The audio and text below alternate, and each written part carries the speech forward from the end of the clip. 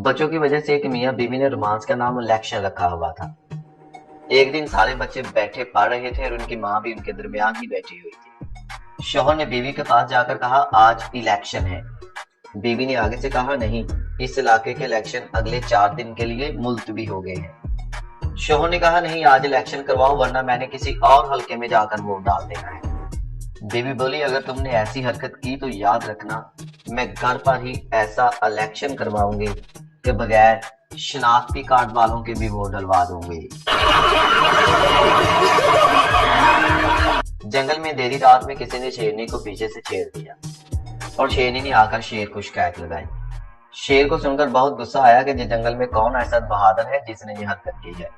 बंदर ने शेर को मशवरा दिया कि इसका एक हल है, वो बंदा पकड़ा जा सकता है। आप सारे जंगल में ये ऐलान करवा दो कि जिसने भी शेरनी को छेड़ा था वो आ जाए, उसे जंगल का बादशाह बना दिया जाएगा।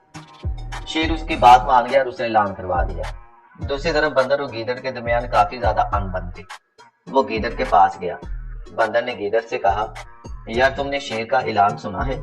उसने कहा कि मैं जिसने भी छेड़ा है उसको बादशाह बना लूंगा। तुम जाकर कह दो कि मैंने शेरनी को छेड़ा है, बादशाह बन जाओगे। गीदड़ इसकी बातों में आ गया और उसने शेर के पास जाकर कहा कि उसको मैंने छेड़ा है।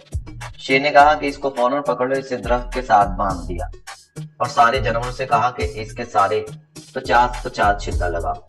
जब सारे छितर लगा रहे तो वहां पर वो बंदर भी छितर लगाने के लिए आया, जिसे देखकर गीदड़ ने दूसरी तरफ मुंह कर लिया।